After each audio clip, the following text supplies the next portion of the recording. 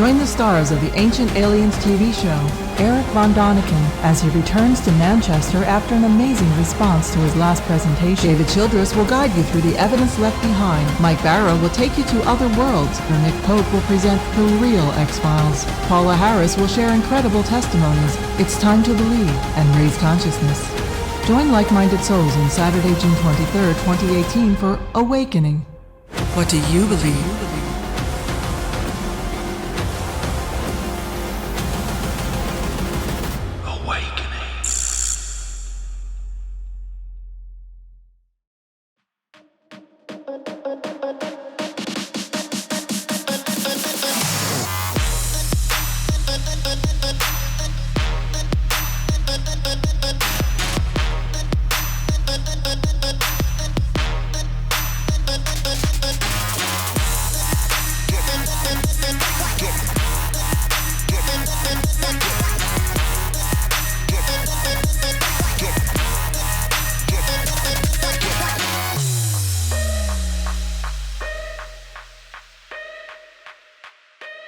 Hey guys, and welcome to another edition of the Kevin Moore Show.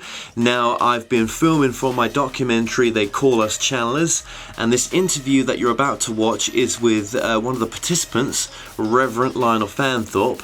Now, he's based in Cardiff, so this was taped a few weeks ago.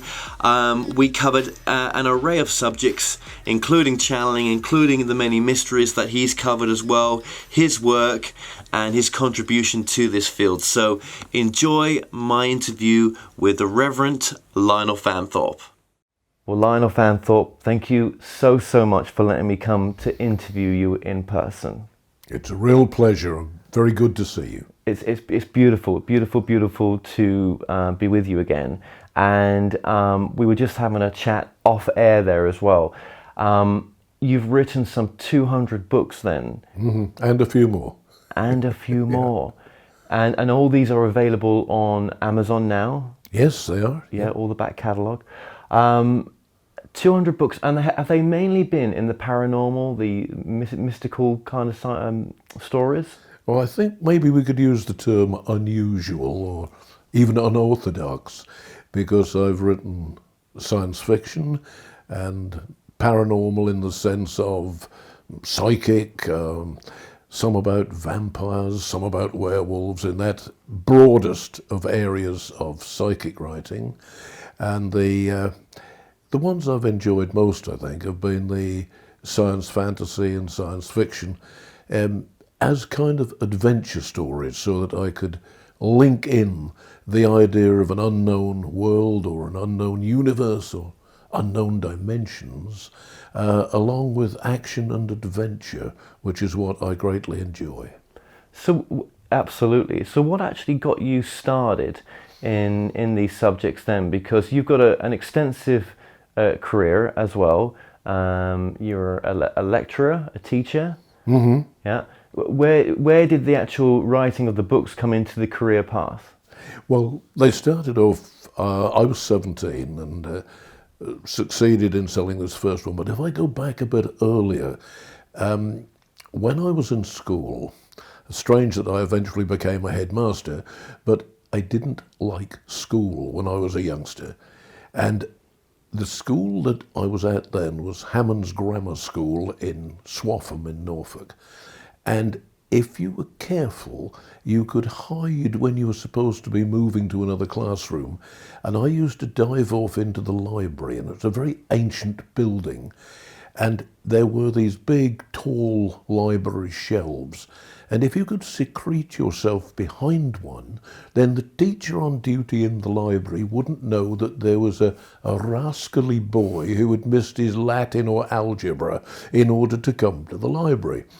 And of course, if you're hiding behind a shelf, you reach for a book and you read it until the bell goes for the end of the period.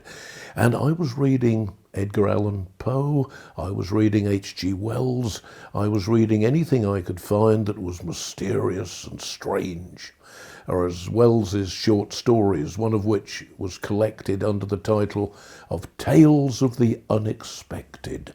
I greatly enjoyed those. And then I began thinking, as I grew up through my teens, did these exciting, mysterious stories have to be fiction? What was it like in the real world? Were there real vampires, real werewolves, real ghosts? Were there mysterious things? And wouldn't it be fun to explore them? And that was where my original interest in the unsolved and the mysterious really sprang up, hiding in the library at Hammond's Grammar School back in the late 1940s. So when did the actual book writing start for you then? What was the catalyst to start the book writing? Well, we've got to go right back to when I was 17, and this was 1952. And what really triggered it, I'd enjoyed reading the mysteries in the school library. And then I'd enjoyed reading what I could, finding out what I could, researching what I could in the real world. And I thought, I'm going to write some of this stuff up. And I'd enjoyed the H.G. Wells science fiction. And so I tried writing a science fiction story, which I was lucky enough to sell. And then I'd sent another piece off to a company called John Spencer Badger Books, and got a letter back saying, would I be interested in writing a full-length science fiction novel for them? And I said, yeah, sure.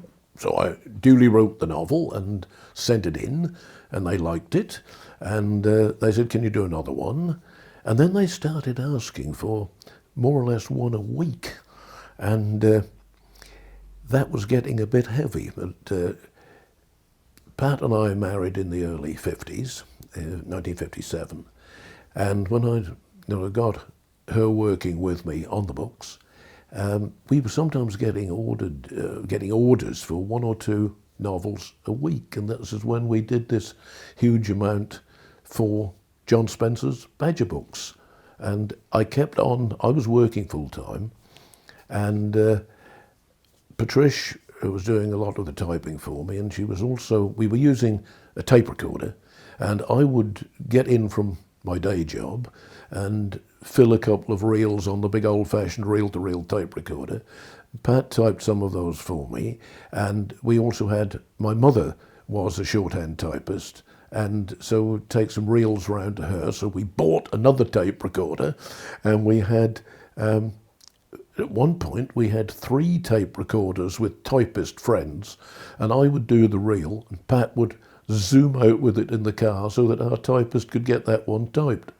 Now, that accounted for one of the phenomena which we look back on those books in those days, that there was sometimes a very rushed conclusion. Now, we needed to do 200 pages, and when you're dictating a story, you are not quite sure how many pages you've dictated. If you're feeling sort of lively and it's going well, you may, on one reel, have got 40 or 50 pages done, and another time when the ideas aren't flowing very swiftly, you've only got perhaps 10 or 15. So you didn't know, I didn't know until Pat went to the typist and brought the pages back, how many more we'd got to go to finish the 200 pages for the 50,000 word novel.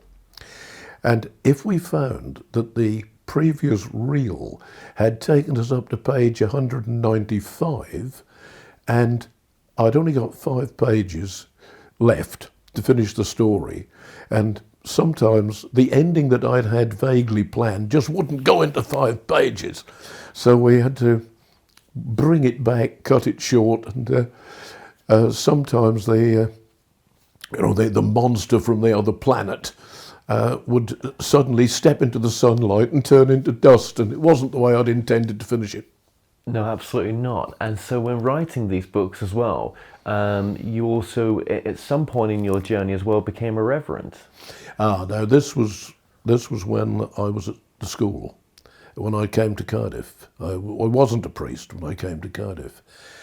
And one of our boys, it was a terrible tragedy, one of my young prefects, and he was as good as a young member of staff, lovely boy. And he was helping his brother in his food factory, down in Bessemer Road, and he was riding on top of a forklift truck. The driver forgot there was a man on top, took him under a doorway, and he was killed. I went round to see the bereaved family to take the condolences from the school. And as I came away, his sister came to the door with me and said, "Headmaster, what you have said to my mother has brought her out of shock." She'd been in shock for 2 days since the fatal accident. And I said to the young lady, if I've done that for a bereaved parent, and our 2 girls were then about the same age as the young man who'd been killed, I said, if I've done that for a bereaved parent, it's the most important thing I've ever done. And that was what set me applying to the church to train as a priest. And I said I was ordained in about 1987, I think, as far as I can recall. And although I'm independent now, I'm no longer with the church in Wales, I'm an independent priest. And I feel it is the most important thing that any of us can ever do, is to help the bereaved. I would put that right at the top of the pastoral duties of a priest. And if you can help when someone's at their lowest, that's it. And do you feel that that calling was just so natural for you to take that kind of job on? I mean, that seemed very natural the way you described it. Yes, it seemed that if we used an analogy and said it was rather like looking through a gap in a fence or looking over the top of a wall to a whole new panorama, it was that poor boy's death and the response of his bereaved family that, as it were, lifted me over the wall or took me to look through the gap in the fence at this whole new world. Would you be surprised if you had those robes on in past lives? No, I wouldn't. I think reincarnation's such an amazing thought. And I did a session with a hypnotherapist years and years ago, who was a spiritualist and very much into reincarnation. And the earliest life to which she took me back was as a Greek sea captain who was carrying, this was way back, a couple of millennia back, I would have guessed, and we were carrying barrels of olive oil. And I went down into the hold, only a small ship, and these barrels were very big, and we packed wadding between the barrels. We put cloth between the barrels so that when we were in rough weather, they wouldn't bang into each other and leak the oil, which would then put the ship in danger. I went down to double check them. It was me, as the skipper, was making sure that my boat was going to be safe. It was a sort of a caring thing to do, and I didn't want to expose my crew to doing a difficult and dangerous job, because if you were trying to wedge stuff between the barrels and the ship tipped, you were going to be the bloke who was in danger. And my other recollection from there was as a Templar, and of course the Templars were warrior priests. And this was a situation. I remember in this Templar situation, and in that incarnation, I was killed in battle and leading the battle army. And it seemed that in these reincarnations, and one can never be certain how much is just blossoming from the subconscious and how much is real reincarnation, that I was trying to do things to help people. I don't want that to sound as if I'm altruistic and a nice bloke, but my previous incarnation memories were of people who were intervening where there was danger and were trying to protect and help others, which is what, in my opinion, a good priest should try to do. Which then that kind of fits in with what you're doing now, what you have been doing. Yes. Yeah. But what's also, was it difficult for you to have the sort of paranormal, writing the mysterious or the paranormal books in a sense? Mm-hmm. I mean, I'm using the word paranormal there, right? Yes, right.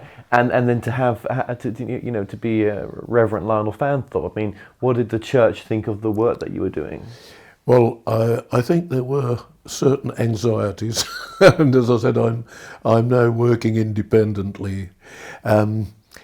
Yes, there is a very big difference. At the moment, I'm writing the biography of a guy called Frederick Bligh Bond, and he was working as an archaeologist for the Church of England over at Glastonbury. And he thought that he was in contact with the spirits of the monks of Glastonbury, who had been responsible for building the abbey 1,000 years ago and more. And when the Church of England, who owned Glastonbury at that time, found out what he thought he was doing, they sacked him. Now, there is this difference, this conflict, this altercation between what one might call Orthodox religion, is this what happened to Bligh Bond, and spiritualism. What should we say, the traditional church attitude to spiritualism is one of stern disapproval. Absolutely. One of the ways that people found you as well was through your TV show. Mm-hmm. So just tell us very briefly just how you got the TV show and how long that lasted for as well.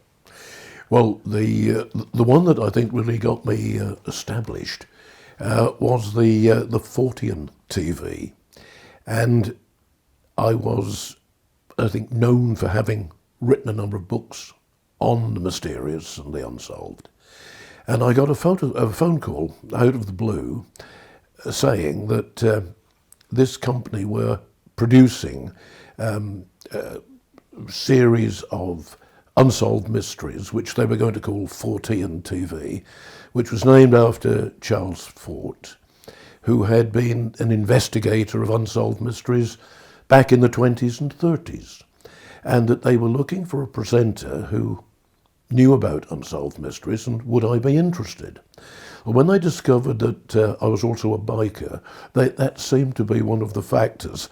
I think from the point of view of a producer and a director, if your presenter can ride up to the scene of the unsolved mystery on a big Harley Davidson, that is likely to catch the attention of prospective viewers. And so on all the mysteries, we used the motorbike as well. And the Fortean mysteries were a number of them, very famous ones, like what happened to the captain and crew of the Mary Celeste, and what was on Oak Island, which Patricia and I had investigated, and which we found very mysterious. And another of the real-life mysteries that really attracted Pat and me as investigators was what happened down at Rennes-le-Château, where Father Béranger Saunière, and again I was particularly interested because I was a priest, where Father Béranger Saunière had suddenly become the richest man in the south of France in 1880. And what had he found at Rennes-le-Château?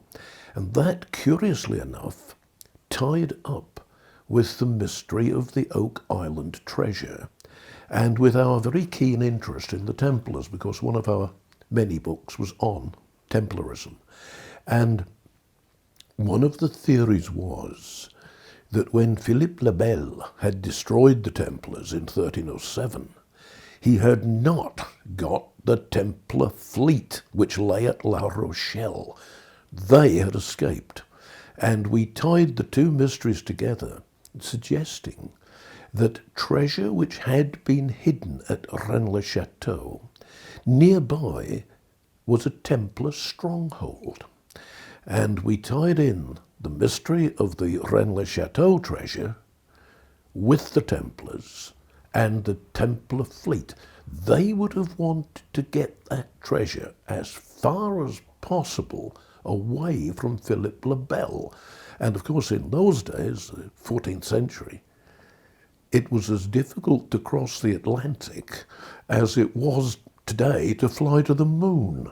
So the place the Templar fleet would have headed would have been out across the Atlantic. Now, a thing that isn't widely known is that the Templars were not only expert warriors, but they were also expert architects.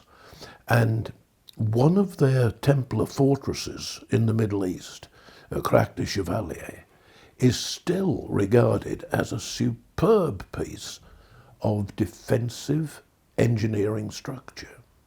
Now, the men who built that would have been capable of digging the mysterious money pit on Oak Island, and they still haven't got to the bottom of what's hidden there. So that was how we tied the mysteries in with the television programme. And again, that was a big hit, and I think it was on UK TV Channel 4. It was, yes. Yeah. Yes, we thoroughly enjoyed making those. It was tremendous fun. And had you finished teaching by then? Let me just think where we were. Yes, this was about 1996. When I finished teaching, we also went into...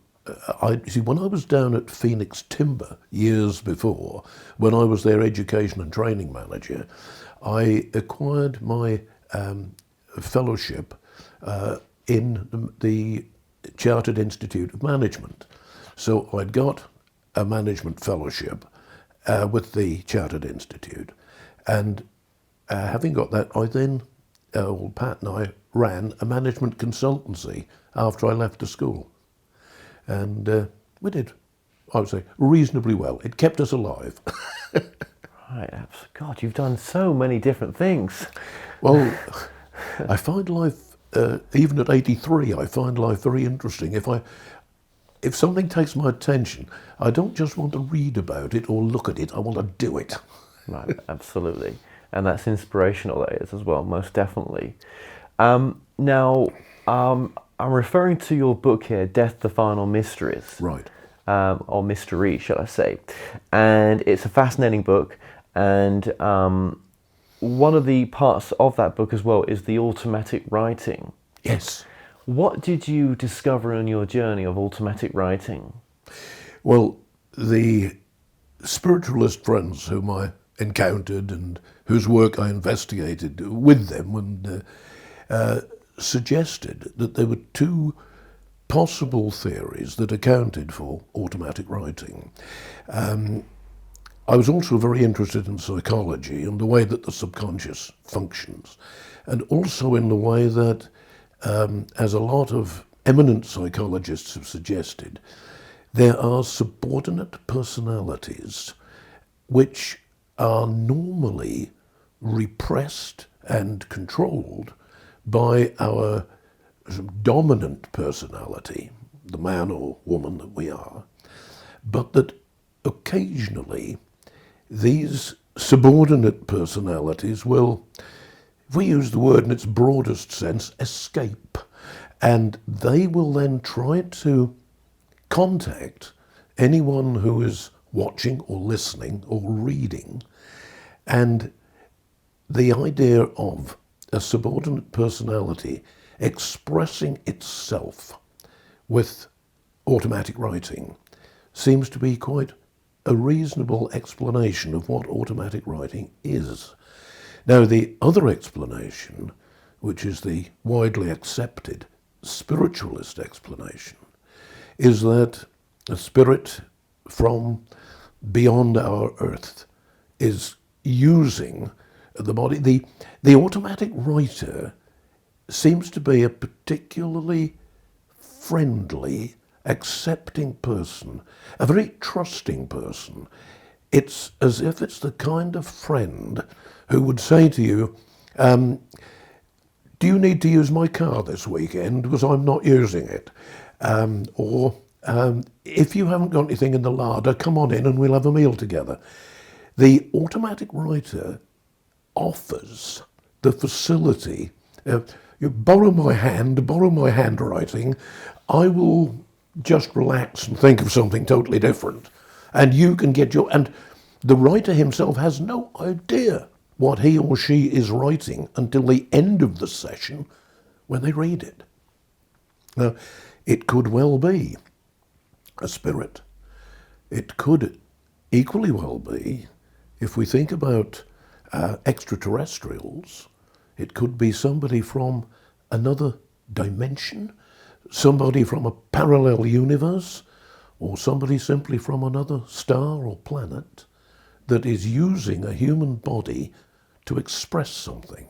But as almost all automatic writing that I've encountered deals with or has dealt with events from the past which a spirit of a dead human being would know and would communicate about, then I think that the theory of the spiritual being is as strong as an explanatory theory as anything can be. That's interesting what you say about the psychology side.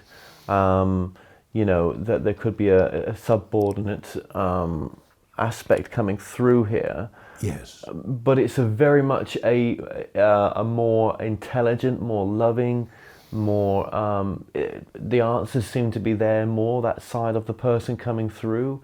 It's very coherent. It's giving answers, isn't it, to that whatever that person's wanting to bring through, in a sense of whatever issues they...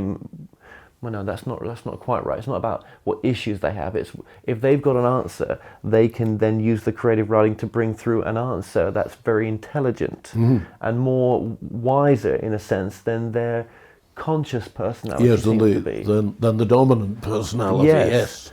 See, that dominant personality, our everyday consciousness, is very much aware of what's happening in the real world around us and is being influenced by that real world around us. Whereas the subordinate personality, the personality that's hidden, let's take the example of an almost saint-like subordinate personality, which our conscious everyday personality doesn't want to release, because in our conscious world we know how much danger there is, and if you are too honest, too gentle, too kind, you will be maltreated by the villains who are unfortunately around us in our modern society. So that goodness is largely guarded. It's almost as if there was an innocent child trying to come up into the conscious world, and the parent is saying, "It's too dangerous out here, son. You can't cross that road without me." Then, did you ever cover, or have you ever looked at channeling as well? Yeah, the idea of channeling. Yes, I've often wondered whether we've got some sort of facility where we can... It's almost like a portal, but it's something psychic and spiritual through which information can come, provided we have the self-confidence to open the portal and open the channel and let this other influence come through us and express itself. It's almost like saying that if you have a friend who's a non-swimmer and there is a dangerous piece of water to cross, you take your belt off and say, "Don't let go of that, I will swim us across." And that is, to some extent, the channeling concept, that you're doing your best to help or to open an opportunity. Yes, absolutely. And in the years of doing as many books as you've done, you must have come across some of the channelers, the Seth material, Edgar Casey. Do any of those names? Yes, yes.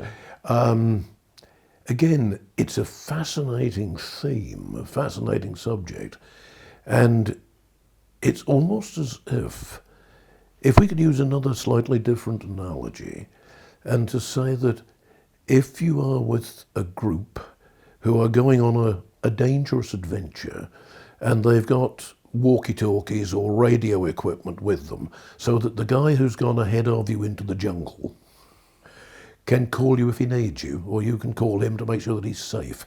And there's an element of channeling in that. That's a great way of putting it. And I also like the way that you described what a channeler maybe is doing is opening up some sort of parallel dimension. Yes. That's fascinating that you would say that. You see, I think that there is every likelihood that there are parallel universes, and that if we, in one of our novels, which is called Till Pyramids Decay, there is a girl in our universe whose other self in the parallel universe, when our universe girl, the human, the normal human, is in very grave danger, the two universes have slid together, and her other self, who in the other universe is a very effective warrior, comes through and deals with those who were attacking the earthly self. Now, there's also the thought that you have this kind of parallel being of yourself who could, in another way, be part of you. And that, if I just use an example, Patricia and I were doing some shopping, and we were just coming back, heading back to the car park. And normally, if she thinks I am going to lose my temper and use my martial arts in a particular situation, be a gentle hand on my arm and say, "No, darling, leave it, don't." This is the only occasion I can remember in the 60 years we've been together where she said, "Get him." And I was reminded of those wonderful Eastern extravaganzas where the princess has either a lion or a tiger on a chain and releases the chain and points. And what we'd seen was a great thug of a brute who had a little teenage girl by one wrist and was shaking her and saying, "When I get you a client, you do as he tells you." And we both really pimping this poor little kid who was no more than 13 or 14. And that was the occasion when Pat said, "Get him," instead of "don't." I was within, probably not more than a metre. And looking at the size of him, I decided I'm not going to wrestle him, I'm going to give him one quick chop across the throat. And I brought my hand back to hit him. And he would have been on the pavement, gargling blood and very, very ill. Round the corner came two policemen, one of whom was a friend of mine, and he knew me and he knew what I could do, and he saw instantly what was happening, and he just put his thumb on and said, "All right, Lionel, we'll take him." And that was the last I didn't go any further with it. They took him away and the girl just ran for her life. And it's as if the part of me that was going to hit him was a sort of subordinate personality. It was as if he was sort of channeling through that the martial arts part of your personality, which is prepared, even though I think he thoroughly deserved it, to put the other guy in hospital, is not the same man as the guy who goes across to the paper shop and buys today's newspaper. Isn't that interesting? Do you think when you write your books, do you think there's a form of channeling taking place there? I think perhaps there is, yes. Yes, I think that there definitely is. And again, I've sometimes wondered when I'm dictating a book and I'm seeing this other universe in which the hero is fighting strange monsters or whatever he or she is doing in this strange universe, that is it really from my imagination? Is it really from my creative process? Or have I somehow linked up with that other universe, which is not imaginary, but is real and has somehow come onto my wavelength? Well, thank you very much for that description there on your take on channeling. I mean, when we get to the parallel dimensions, was you surprised when you started to get into the work of all the understanding in your novels of parallel dimensions? I don't know how old I was or how long ago it was when I first started thinking of the possibility, but I'd come across it, I think, in some other science fiction that I'd read as a youngster. And the idea then became as, well, it's almost a self-contradiction, because when we think of the mysteries of the universe, and for instance, the very recent comment that an astronomer made, that he had noticed a similarity between the nerve structure of the brain and the structure of certain galaxies. And what he was implying was that the universe itself might be one colossal mind, or shall we say the mind of God exists as a series of astronomical structures. I found that, quite an interesting concept. Now, when you've looked into the real universe, into the scientific universe, the mysteries of astronomy, then the thought that perhaps there's a parallel universe isn't quite as surprising as the sort of things you can say when you travel for so many thousand light years to reach another point. And another factor which fascinates me is if we go right down into the subatomic particles, the quarks and so forth, and then go up to the size of the universe, human beings are approximately halfway. If you take the quark, multiply it by this colossal number, you reach a human being. If you take a human being, multiply the size of a human being by that same vast number that separates us from the quarks, then you reach the edge of the known universe. We are halfway.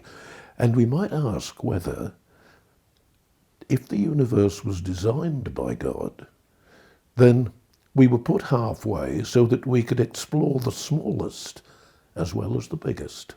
And I found that a fascinating thought to go alongside the idea of parallel universes in which you and I might well exist in several other places as we are now.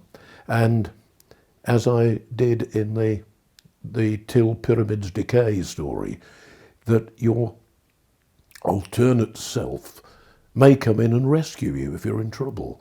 That we're not being rescued by, shall we say, a friendly spirit or a friendly extraterrestrial. You're being rescued by your other self. Well, isn't that interesting? Because when some of the channelers that I've met talk to you about what they think this is, or what they're connected to as well. For example, Darryl Anka, that channels Bashar, he says this is a future aspect of him in the future. That he's channeling Bashar, which is this ET being, but that's only because in the future he will have that life as Bashar in the future. So his future self is coming back to increase himself in this present moment and help people as well. But actually what that future aspect is doing is increasing Darryl, which is increasing him in his future life as well. When I say increasing, I mean he's making himself consciously more accelerated in the sense of I suppose becoming, if your past self is becoming a better you, then maybe your soul lineage from your past to the future self is increased as well. You're helping your future self by helping your past. Yes, this is, I think if we took the analogy of the plant and said that the past, if we looked below ground, that's our root system, that the stem that comes up through the ground as we leave the Earth's surface, that is us today at that moment, that basic stem where we're just breaking through into the sunlight. And when the buds at the top of the branches will eventually open into flowers, then this is the future. And yet the bud, the stem, the stalk and the roots are the same being, and there is a sense in which we're all existing in the same time, although perhaps from our vantage point we're seeing it as past, present, future, when there's an overwhelming oneness. Absolutely. So when Darryl Anker was just one example, and many others that I've seen as well on my journey. When they say it's something separate, you know, that this is Osiris or whatever they call it, they're channeling through. I wonder if it comes through like that because it's easier for it to just naturally come through like that than for it to say, look, I am you, you are me. But then again, when you get into those conversations with them, right, they actually do turn around and say, I have many channelers turn around to me and say, you know, you're actually speaking to yourself, don't you? In this channeled conversation. Yes. You see, that is so fascinating. And it's thinking of what we can think of, the limits of the mind, of the concepts that we can hold at the same time. Imagine that when we were very small toddlers and perhaps putting sand and water into a bucket in order to build a little sand castle on the beach, what our concepts were in those days compared to what we'd learnt as children and as teenagers, and then gone through university and read the the latest thinking of the intellectual leaders in the various fields, whether it's psychology or astronomy or what it may be, then as that brain develops, go back to my analogy of the plant and say it's as the plant develops, as the brain develops, we are becoming more and more aware, more and more conscious.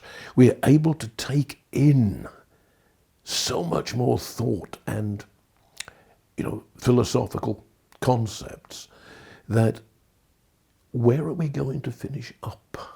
Are we going to find that that brain structure of the stars and the galaxies of which we are part, could that also be a reflection of what the human mind can become, an extension, a projection? It's just so mysterious and so fascinating. That is fascinating what you're saying. And what about if, the spirit world, or some call it heaven or whatever you want to call it, what if that was multidimensional? Yes, that there are so many futures to which we could ascend. What if our spirit guides were multidimensional? Again, they could well be. And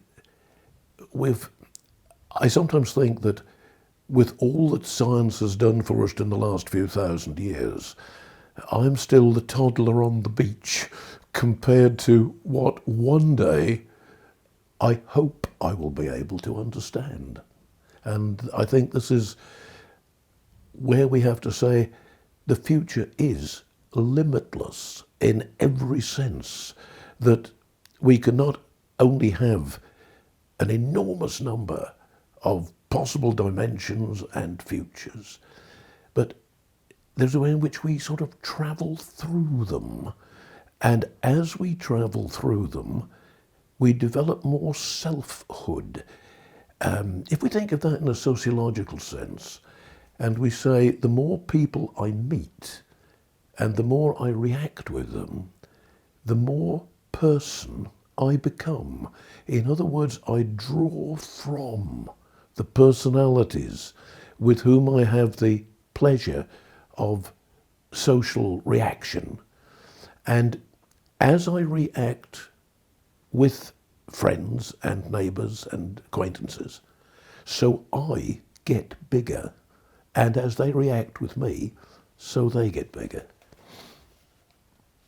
what if our consciousness is shifting between the multidimensional realities? So one morning we've woken up, we think we're in the same dimensional reality as what we went to bed with, and actually, because something shifted, we were actually waking up in another dimensional reality. It seems very the same, but actually, you'll never know. It isn't quite. Yeah, it isn't quite the same. Yeah. It's the consciousness that maybe shifts. Yes, yes, it is that it's almost as if you were very, very wealthy and you had cars ranging from a Mini Cooper to a very big stately Rolls and everything in between. And that when you came down in the morning, you could decide which one am I going to drive into the into town in today. Do I feel like the Rolls or the Mini, or shall I take my Mercedes? It is a bit like that, isn't it? Absolutely. Well, and you've done some deep books, kind of looking at the philosophy of time, the deja vu and everything else. And I just want to touch on a few of these subjects. Of course. Just before I do, one thing I really want to ask you as well is, I'm sure that you've come across people's stories where they've talked about shifting from one reality to another. Mm-hmm. Yes, I have met with people in the course of our research who have felt that they had changed from one environment to another, and yet there is a sense in which some psychologists would tell us that the environment may not be substantial at all, but that it is what we perceive and think of as an environment which may only just be part of us. That just as we can dream about being on a beach, being in a jungle, being down at the depth of a mine, being on a mountaintop, and the dream, while we're dreaming it, is very real. But there is also the factor that what we think of as the environment, the chairs, the walls, the cameras, that they are part of what we have generated and processed, rather than something that has an objective existence. And I find that one of the most startling thoughts that anybody ever used as a description of the universe is that the environment is only part of you, and that if you had the strength of mind to change it, just as you can wake from a dream, you could change it, and we wouldn't be sitting here. We'd be sitting in a bamboo hut in Siam. We haven't got to be in Cardiff. But then you could say then that's kind of like creating your reality. Yes. Yeah, these are the theories that have got, that we are creating the reality. And that there is also the factor that those who do and think evil will create a reality of their own, which most of us would want nothing to do with.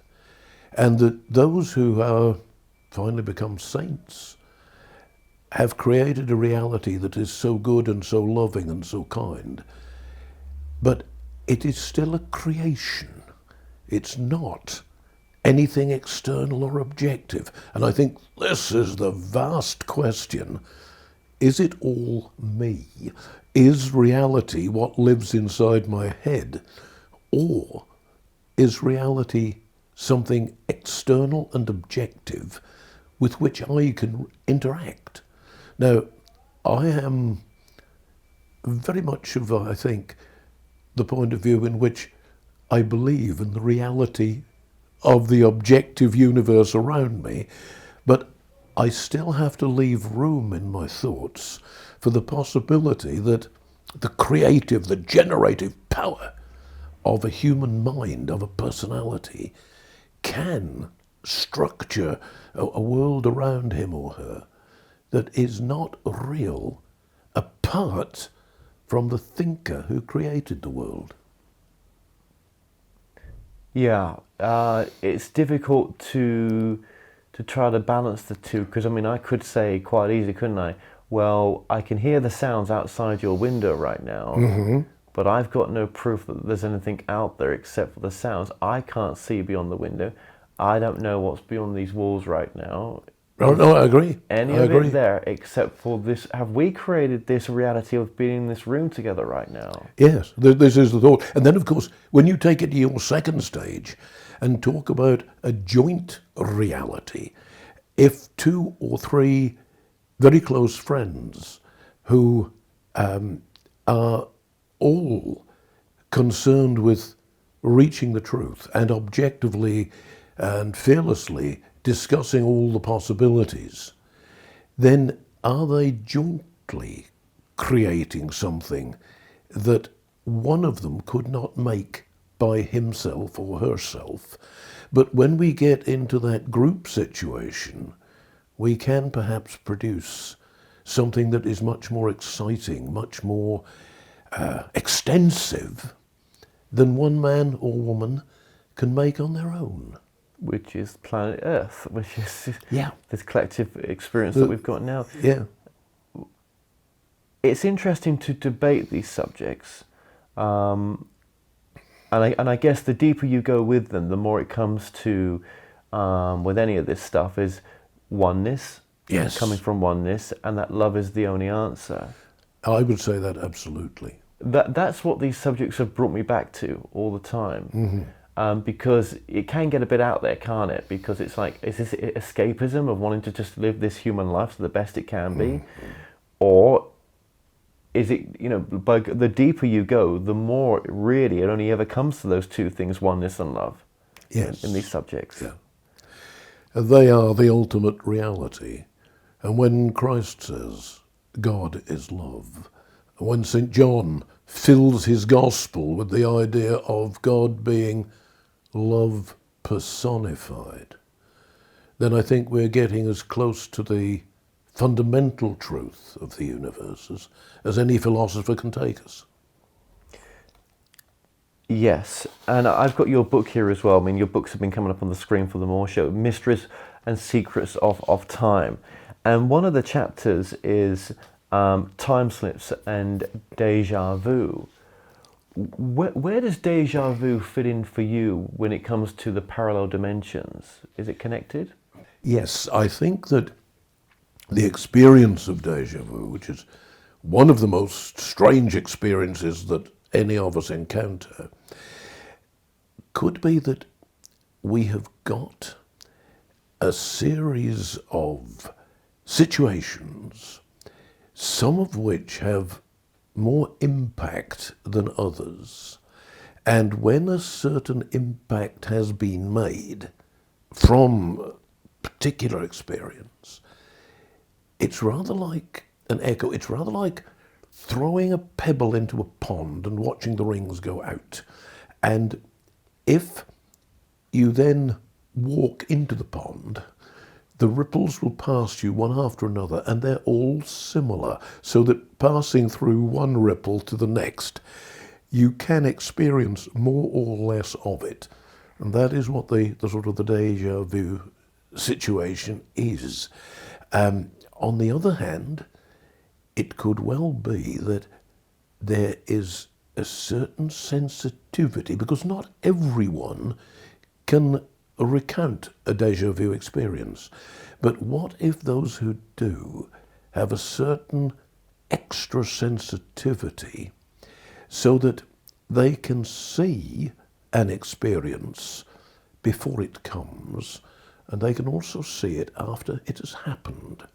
Now, if we imagined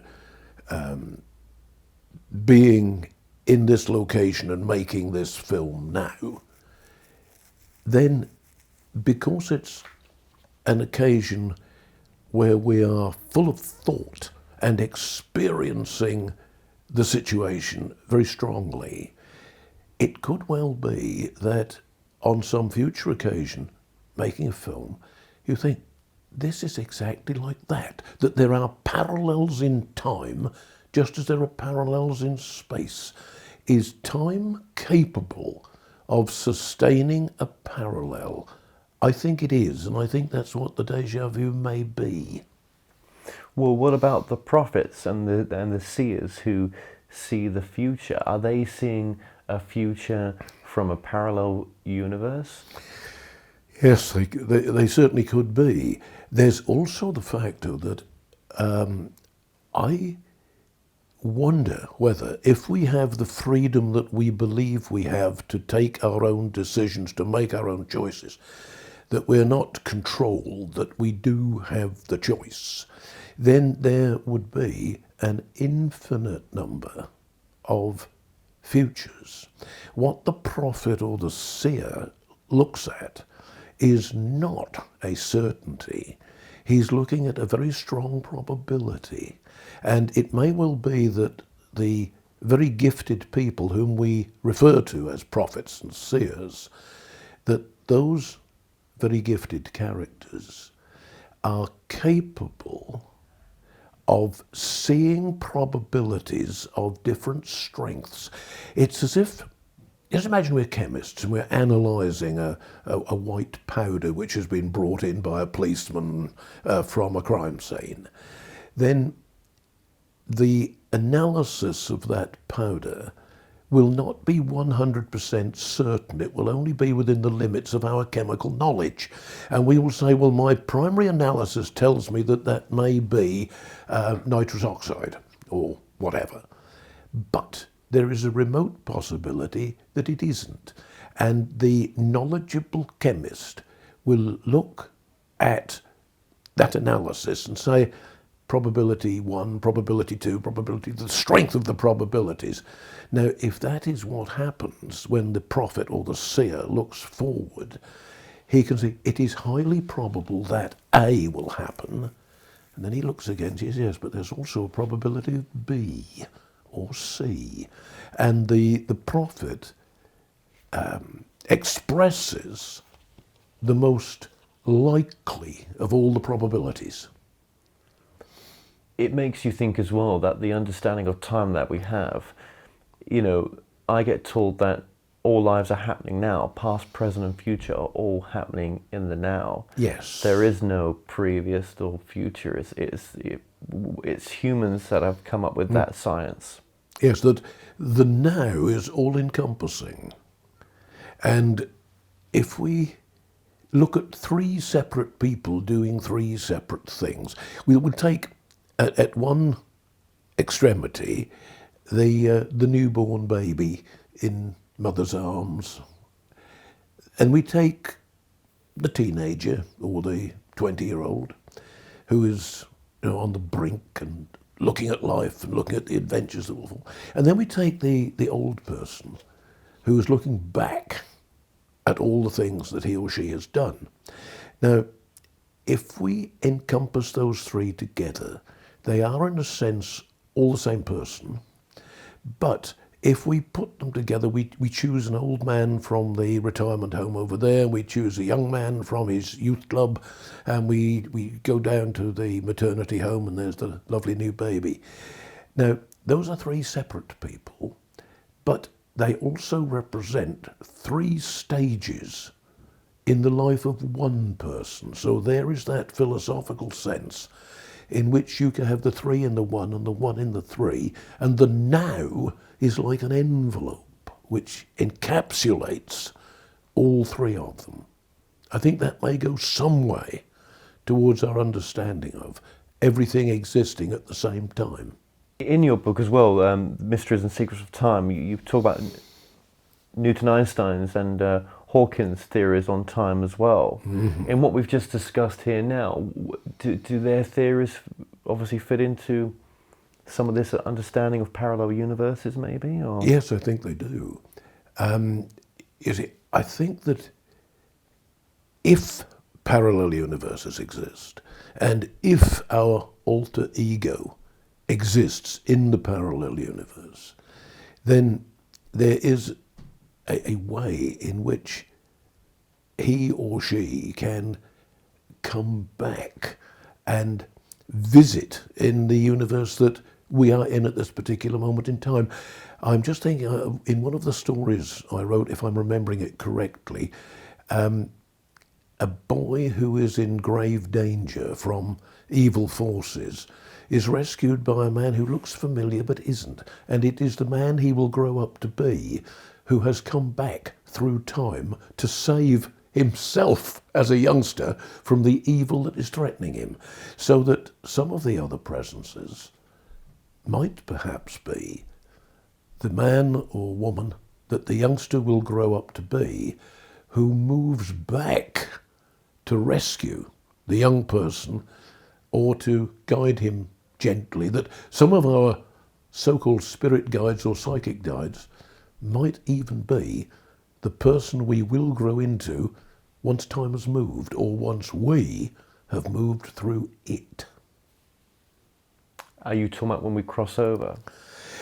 Not necessarily. No, not necessarily at death, or the dissolution of that physical body, but that if we as scientists had developed a time machine and could go back 15 or 20 years with it, and could see ourselves as we were then, had we been in some sort of a problem.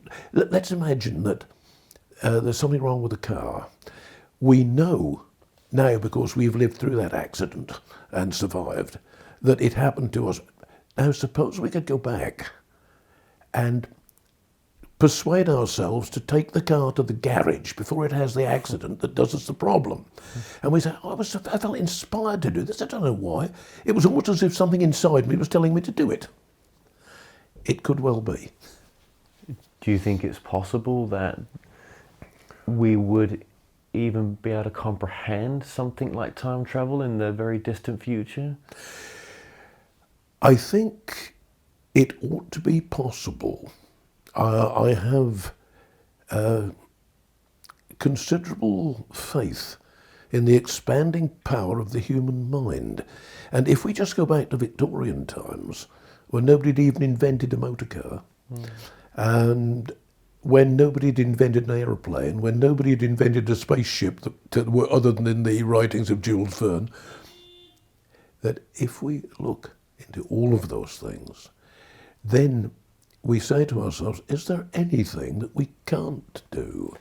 And if time travel was possible, then of course you see you've got the enormous danger of how do you get back again? If you use a time ship and you disturb anything however small, the future will change. And when you try to fly back, the future that you came from isn't there because it's been changed. So you've then got to go, you've all got parallel future universes. Unless in the future time travel is not physical, but it's done with consciousness jumps. Yes. It's something else. It's something completely different. Yes, that we can go back and have a look, that we can look and listen, that we can sense what's there. But the intelligence, the existence, the soul, the spirit, the real mind that has jumped 25 years back won't alter anything because it is not matter, it is just thought. And that comes around to your work with researching UFOs, where really, you could say that, they are interdimensional. Yes. Yes, they could be. They could be. And that we're travelling not from a distant planet, but we're travelling from a distant reality, an alternative reality. And that would make them extremely exciting. What about this space that we're in right now, this room?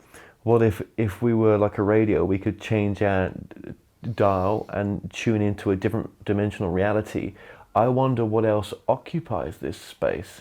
Mm-hmm. And that's kind of like time jumping, but I'm talking about parallel universe jumping in the same physical space. So what if this was a school, if it was a hospital? I don't mean in the past, I mean if we, in the alternative, yes. We go through, it might be a military headquarters, it might just be a piece of grassy land on which your cattle are grazing, anything could occupy this. And if we look at all the parallel realities that could be sitting here right now while we're sitting in my front room, how do we know? And it could be a pub with half a dozen happy people having a jar together. It could be anything. Yeah, it's absolutely fascinating. And I just want to mention this as well, obviously, because we're getting towards the end here. Yeah, right. Your work is, from Mysteries of the Bible to, Secrets of the Templars, and so many different books which have been coming up on the screen. Your latest book, your latest trilogy, just tell us about the latest trilogy that we've got there. Well, this is one that Patricia and I have greatly enjoyed writing. We set out with the idea that inside every human being, there are three different sort of motivations. One is good and altruistic, what we might call a spiritual motivation, where if a friend is in need, you'll try and help him. If there's a poor man starving by the side of the homeless and starving, that you'll whip into the restaurant and come out with a couple of sandwiches for him. And there's that side of us. There is also the pleasure lover, the hedonist, the man who wants that extra pint, or who wants to hear that piece of music again, wants to enjoy everything. And the third type, or the third aspect of a human soul, is the ambition, the man who wants to be at the top, whatever. If I'm a violinist, I want to be the first violinist and the best in the orchestra. If I'm a builder, I want to be the best bricklayer. I want to get 200 bricks laid quicker than any other man in my firm. So the ambition can be something like that, or it can be like Alexander the Great and wanting to conquer the world. So we have the Alexander the Great type, the ambitious part of the personality. We have the hedonism that enjoys all the pleasures of the world. And then we have the spiritual, altruistic type. Now, if we look down inside ourselves, all those three exist. So when Pat and I looked at that, we thought, well, now what if we wrote them in as characters?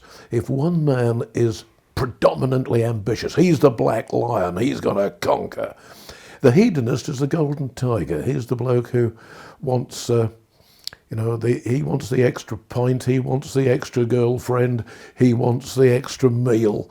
And thirdly, there is the priest, who is the altruistic one. He's Zotala the priest. Now, the ambitious man and the pleasure lover have both got goodness in them, but it's not predominant. In the priest, the goodness is predominant. So we put the trilogy together by writing one about the ambitious man who conquers, and the pleasure lover who goes out to enjoy himself, and then finally the priest who is concerned with helping others and thinking theologically and philosophically. And so we gave each of them a book to himself, and each of them writes in the first person. But in the ambitious man, there is an underlying level of goodness. In the pleasure seeker, there are times when he'll put his pint, and if he hears somebody screaming for help in the river outside the pub, oh blast, he'll say, and he'll put his pint down, I'm coming, and he'll go out, swim out and drag the bloke back and say, as soon as you've recovered, you can buy me another pint. But there's goodness as well as seeking pleasure. And that's what we've tried to put together in the story, that each of them has an adventure. And each of them also, and I think this is reflected in the very long and happy marriage that we've had, just celebrating our diamond wedding. And they each have a partner, and to that partner they are totally loyal and dedicated and devoted. And it's a happy ending for each of the three of them in the three novels. And that's basically what we've tried to do in the trilogy. And we set them in a world called Derl, D-E-R-L, Wothor, W-O-T-H-O-R. And when you juggle the anagram, it becomes other world. And these are available from Amazon? They should be available anywhere or direct from us. And your website is? Well, I don't have a website anymore, so that my email address, which we're very happy for anyone to contact us, is just Fanthorpe, with the little @ squiggle, AOL.com. Fanthorpe@AOL.com, and we'll be very, very happy to supply the books. Well, I know that we've, sort of barely scratched the surface of your work because there's so many books, but I just want to say, Lionel, just thank you so much for joining us today. It's been a real pleasure, and let's hope that there'll be a few more books we can talk about in time to come. Thank you.